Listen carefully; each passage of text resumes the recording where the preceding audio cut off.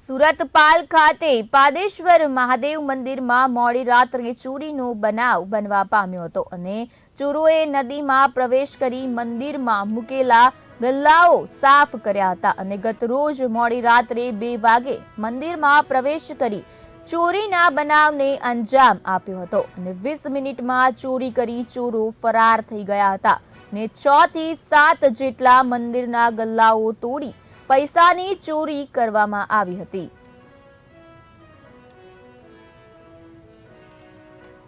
સુરત પાલ ખાતે મંદિરમાં ચોરીની ઘટના સામે આવી છે। ચોરોએ મંદિરમાં પ્રવેશ કરી મંદિરમાં મૂકેલી ગલ્લા